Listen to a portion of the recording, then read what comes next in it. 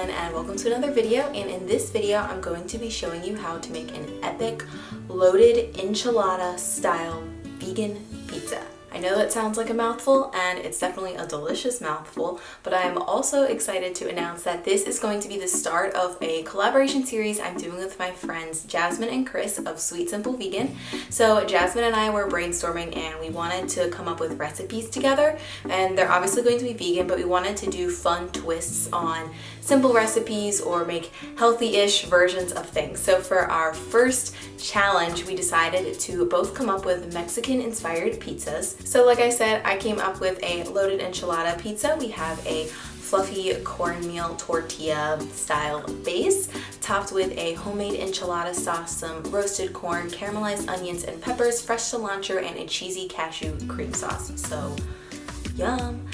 Also, Jasmine and Chris decided to make a taco pizza, and I don't know if you guys have seen that BuzzFeed video thing that's been going around Facebook about that really epic pizza, and they put tacos on top of it and guacamole. Unfortunately, it's not vegan, but the good news is Jasmine and Chris recreated it and made it vegan and oil-free.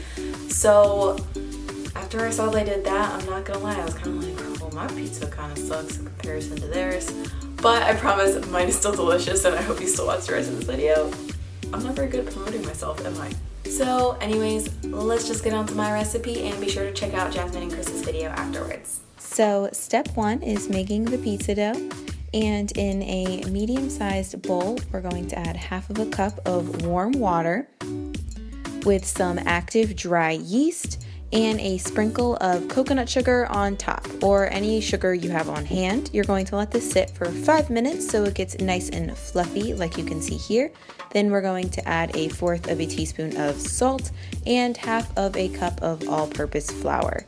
Then you're going to whisk this together for 3 to 5 minutes to activate the gluten.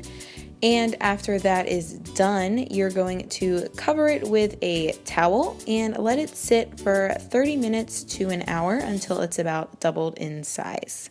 After that, it should look something like this, and you're going to add half of a cup of finely ground cornmeal plus about 1/4 of a cup of flour. Then you're going to mix this together with a fork, and it should become a pretty sticky dough.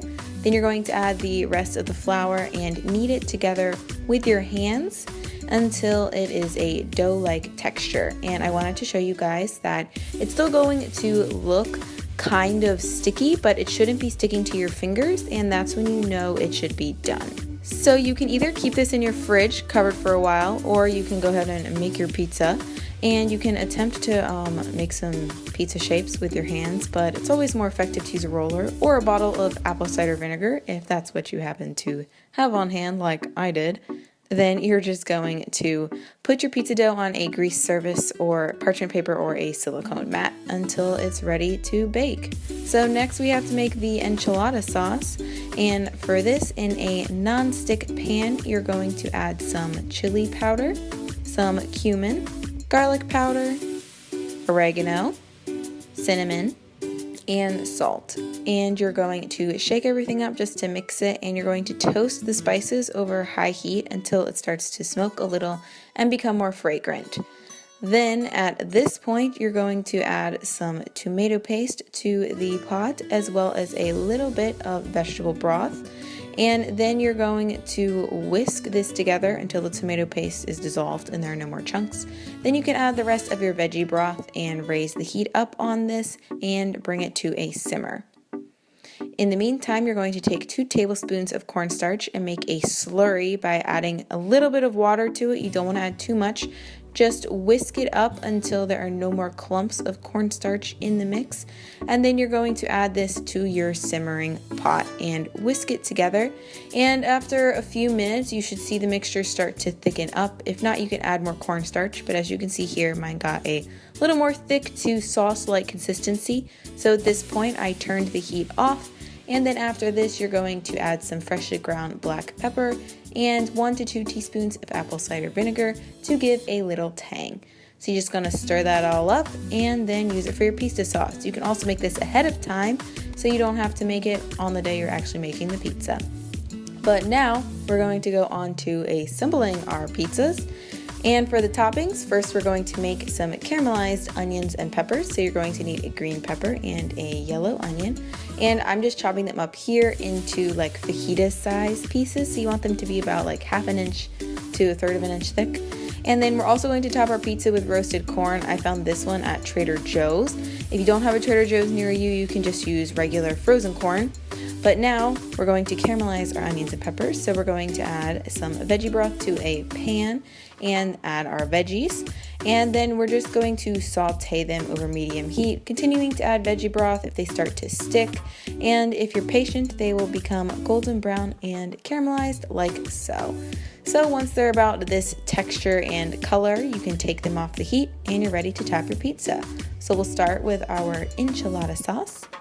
Then we're going to add some of that fire roasted corn to the pizza, as much as your little or large heart desires. Then we're going to add our caramelized onions and peppers. And I did have leftovers of both of these things, but I mean, I don't really think that's a bad thing. So after your pizza's topped, you're going to put it in the oven, bake it at 450 for 10 minutes. In the meantime, you can make your cheesy cashew cream sauce if you so choose. So you're going to add some soaked cashews with 2 tablespoons of the good stuff, aka nutritional yeast, with a teaspoon of apple cider vinegar and some salt to taste, plus 1/4 of a cup of water. And you're just going to seal that up in your food processor or your blender and blend it for 45 seconds till a minute. And then it should look like this creamy, silky, cheesy, cashewy sauce when you're done. So now your pizza should be about ready to be taken out of the oven. And first we're going to top it with our luscious, creamy cashew cheese sauce, or you could use another vegan cheese of your choice. But here I'm just drizzling it on, and then I'm adding some freshly chopped cilantro for some extra pizzazz and flavor. And I think it looks pretty darn tasty. So we're just going to slice it up, though I guess if you're going to eat it all in one sitting like I did, you could just not slice it and eat it like a giant taco pizza. Haha, Jasmine, I still made a taco pizza. But yeah, this is the final product, and I hope you guys try it out. Alright, and once you do all of that, it is time for the taste test. So, let's see, I got a nice pizza here with a thick layer of enchilada sauce and some cashew cream. Guys, I think it's amazing. I may not be taco pizza, but it's definitely a bomb enchilada pizza. On that note, Jasmine and I want to hear from you guys, and we want you guys to vote and tell us what recipe you want to make next. So we're creating a poll in the corners of our videos, and there will be 2 food options, and you guys vote for the one you want to see in next month's video.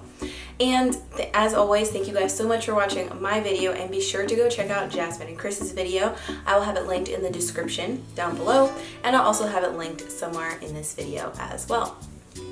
Alright guys, I hope you enjoyed this video. I know I'm definitely going to enjoy eating the rest of this pizza after I stop recording, so I'm going to end it here and say goodbye, and I hope you have an awesome rest of your day.